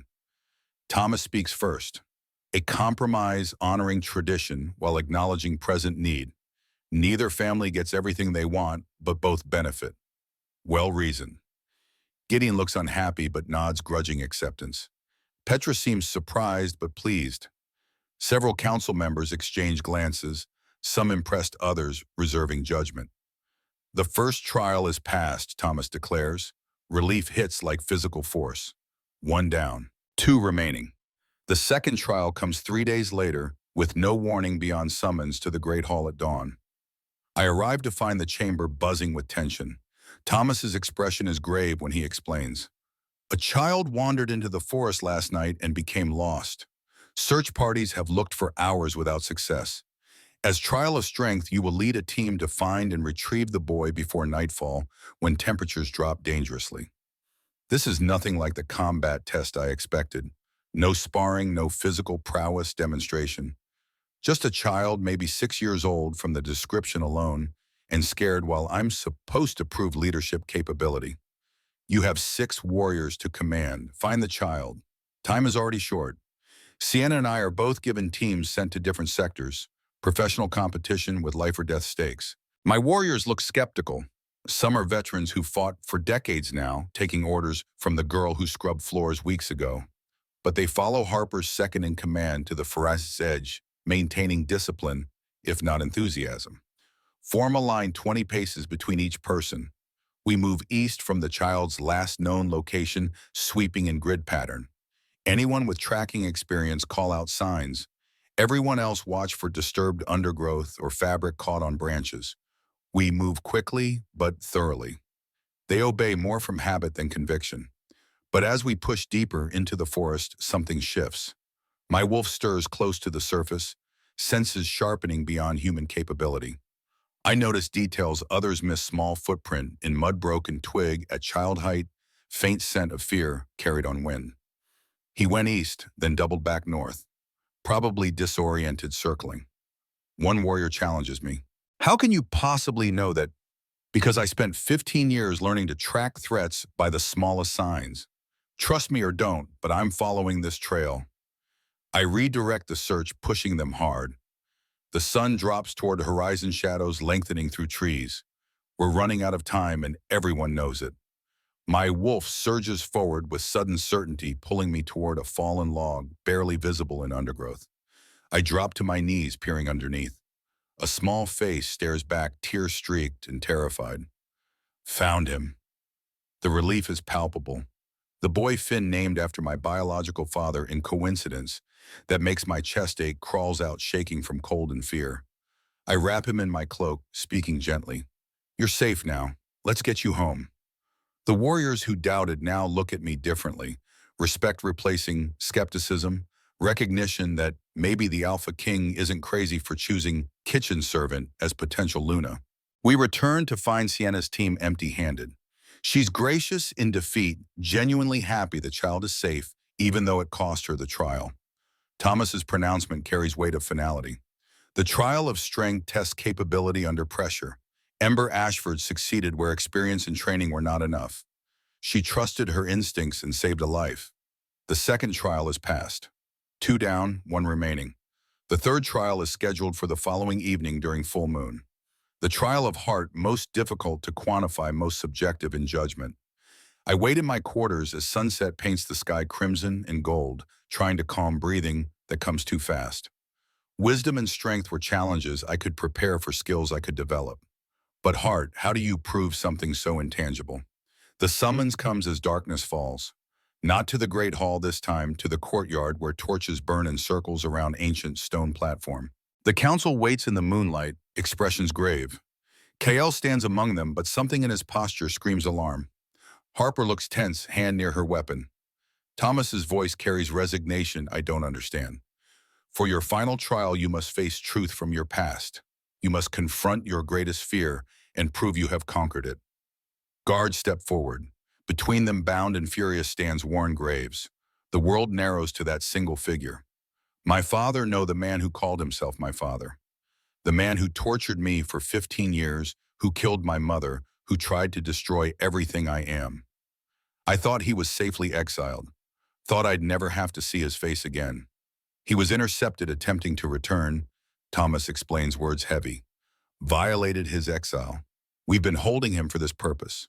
Understanding hits like ice water. You're using him as my trial. Your greatest fear has always been him. The trial requires you face that fear, prove you've moved beyond his power over you. Thomas gestures to the guards. You will fight him one-on-one. Defeat him and you pass. Fail and you are deemed unworthy.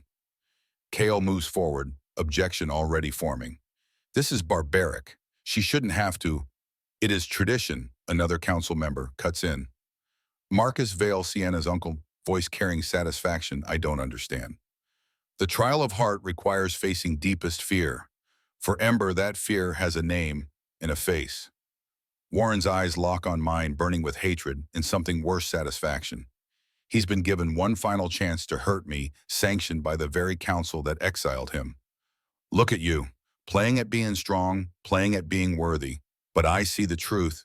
You're still that pathetic child who cowered while I administered correction. Still weak, still broken, still mine. The words are designed to wound, to trigger old patterns of fear and submission. My body wants to respond instinctively, to make itself small, to apologize for existing. But I look at KL, see the faith in his eyes, the absolute certainty that I can do this. Look at Sienna, at Thomas, at Harper. Are all the people who see me as more than Warren's victim. I look at my scars, visible in the moonlight, silver tracings of survival etched into my skin. When I speak, my voice carries steady through the courtyard. I am not yours, I never was. You don't own me, don't control me. You are nothing but a bitter man who mistook cruelty for strength and pain for discipline. Guards release him. He shifts immediately, large scarred wolf from years of battle. Lunges without warning, going straight for my throat with killing intent. I shift in response, transformation faster now, smoother. My auburn wolf with silver markings faces him across blood-stained stone. The fight is brutal. Warren has size and experience, decades of combat training. But I have something stronger, purpose. I'm not fighting to kill him. I'm fighting to prove I can, to show that his power over me ended the moment I chose to survive instead of submit.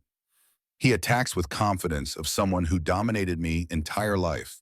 But I've trained with Kyle, learned to read body language, to use speed where he has strength. Every lesson, every drill, every moment of taking up space instead of making myself small, it all comes together. I get him on the ground, jaws at his throat. one bite away from ending him forever. The courtyard holds collective breath, everyone expecting the killing stroke. Instead, I release him, step boss shifting to human form. Someone throws cloak over my shoulders as I look down at the man who destroyed my childhood. I could kill you. I have the strength, the skill, every justification. But I choose not to. My voice carries to every corner of the courtyard, to every witness assembled to judge my worth. Not because you deserve mercy, but because I refuse to let you make me into someone who kills out of vengeance. You taught me cruelty.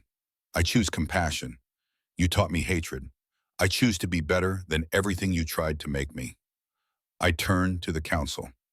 Exile him permanently, beyond the northern mountains where no pack will shelter him.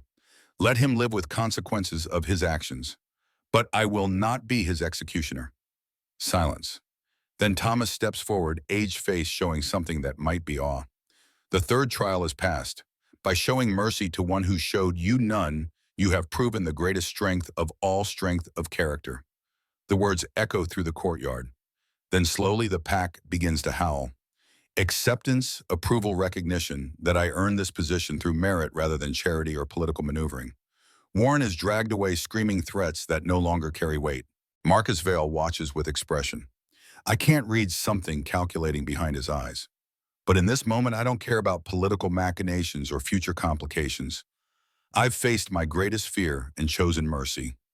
Proven I'm more than some of my scars, more than Warren's victim, more than damaged goods, the Alpha King protects out of guilt. I am Ember Ashford, survivor, warrior, Luna-elect, and this is only the beginning. 3 weeks later, the courtyard transforms for the bonding ceremony. Torches burning in circles around the platform, hundreds of pack members gathered from every corner of our territories. Allied alphas, sending representatives, even Ronan Blackthorn, attending under heavy guard to offer formal apology for his role in Liana's death. I stand in preparation chamber, heart pounding so hard I'm certain everyone can hear it. The dress Iris commissioned is perfect forest green with silver threading, leather accents at shoulder sleeves that leave my scars visible. Statement that I'm both leader and survivor, both gentle and fierce. Sienna bursts in without knocking, carrying flowers she immediately tries to stick in my hair. Hold still. You're getting married, bonded, whatever. You need flowers. I need to not vomit from nerves. Also acceptable. She steps back, assessing. You look beautiful. KL is going to lose his mind when he sees you. That's the plan. Her laugh is genuine warm. Somewhere in the past month, we became actual friends.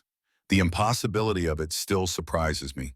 Southern Alpha's niece and traumatized kitchen servant finding common ground in survival and mutual respect. Harper appears in the doorway. Time. The pack awaits their Luna. The walk to the courtyard feels both endless and too short. Pack members bow as I pass recognition. That means more than formal titles. Thomas offers his arm, family escorting, family toward new beginning. The courtyard falls silent when I enter. Kyle stands at the platform's center in formal leathers and furs, bare-chested per tradition, ritual paint, marking alpha status across his shoulders.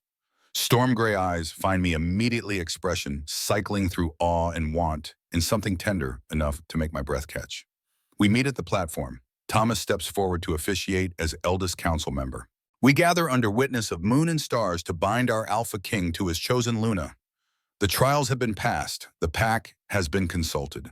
Does anyone present contest this bonding? I brace for objection for someone to declare I'm not worthy, that damaged people can't stand beside Alpha Kings. Instead, Ronan Blackthorn stands. The chamber tenses, warriors reaching for weapons, waiting for attack. But he kneels. I came to pay respects, but I realize I owe apology. To Luna Ember, to Alpha Kale, to this pack. His voice carries genuine regret. 3 years ago, I killed Liana during territorial dispute. I've regretted it every day since. I cannot undo what I did, but I can acknowledge it, apologize, and swear on my life that Northern and Stone packs will have peace. Kale looks at me, your choice. I step forward, mind racing through implications and consequences. Liana was my twin sister. I never got to meet her. Your actions took that from me. Ronan bows his head in acknowledgement of that truth. But she spoke to me in dreams. She said she wants Kyle to be happy, that we've all suffered enough. I think she'd want us to choose peace. I meet Ronan's eyes directly. I accept your apology, not because you deserve forgiveness, but because I choose to let go of hate. Rise, witness our bonding, and keep your oath of peace. The gesture ripples through assembled crowd recognition that this is what Luna does, chooses mercy over vengeance, peace over endless conflict. Thomas resumes the ceremony. Kale and I kneel facing each other, hands clasped between us. The ancient words are spoken in old tongue blood, oath sealed with ceremonial blade.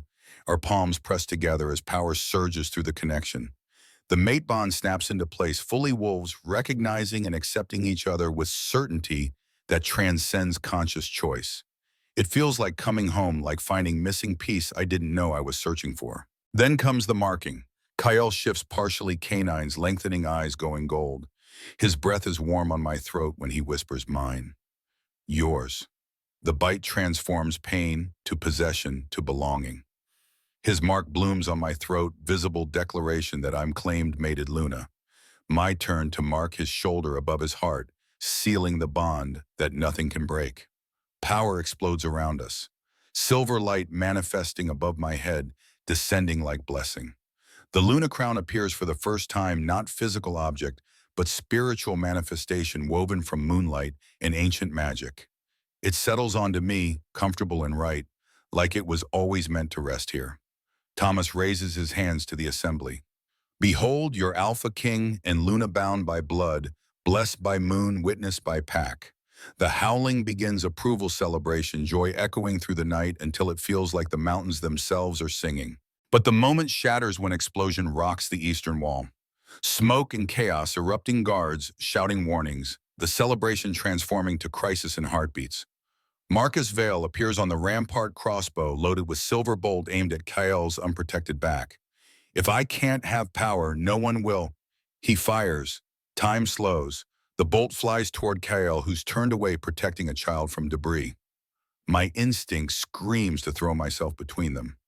But the crown flares bright instead, silver shield manifesting, disintegrating the bolt before impact.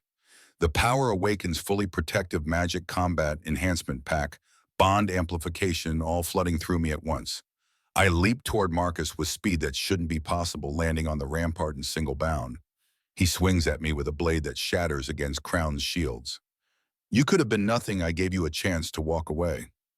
I was never nothing, just a survivor who refused to stay down. But I disarm him effortlessly, Crown's power making me faster, stronger, more than human. And you're not worth breaking my oath. On my bonding day, I choose life over death. Guards take him. Warren's final conspirator, dragged away screaming threats that carry no weight when you've survived worse than anything they can imagine. The celebration resumes, but with different energy. The pack has witnessed their Luna choose mercy, even when attacked during her own bonding, has seen the crown's power manifest to protect rather than punish. That night in private chambers, finally alone, Kale pulls me close with hands that shake slightly.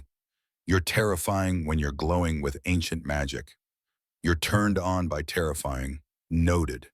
His laugh rumbles through his chest into mine. 3 years I felt nothing. Then you appear covered in ash and blood, and I feel everything. He touches the crown, still visible, still glowing gently. You're everything I didn't know I needed. Same, minus the glowing crown. That part is still weird. We stand together at the window overlooking territories spreading to horizon. Our pack, our home, our future built on foundation of survival and choice and mercy. 6 months later, Iris confirms what I've suspected for weeks. I'm pregnant, due in 7 months. Kael's reaction is everything terror and joy and protective fury all at once. The formal announcement happens in council chamber, with Thomas declaring the news and the crown reacting in ways none of us expect. Silver light projects vision into air above my head for all to witness. 2 babies, twins, one with Kael's dark hair, one with my auburn, both with silver eyes, mark of Luna's blessing. The crown's ancient voice resonates through the chamber. The broken Luna bears the heirs of prophecy, one of shadow, one of light. Together they will unite what was divided, heal what was wounded, lead packs into new era. The cycle is complete. The next begins. The vision fades, leaving stunned silence. Then celebration erupts. The future secured, the prophecy spoken destiny, manifesting in ways we're still learning to understand. That evening alone in our chambers, I stand before the mirror with Kael's arms around me, hands resting on my still flat stomach where twins grow. Scared, he asks. Terrified, but also ready. We've survived worse than parenthood. Barely. We'll figure it out. Together. Together. The crown glows softly approving. In the mirror's reflection, I see not the broken girl Warren tried to create, but the woman I chose to become. Survivor, warrior, Luna, mother-to-be. They tried to erase me. They failed. They tried to convince me I was worthless. I proved them wrong. I am Ember Ashford Stone, Luna of the Stone Pack, bearer of the crown, mother to the heirs of prophecy. I am the broken Luna who rose from ash, and this is only the beginning.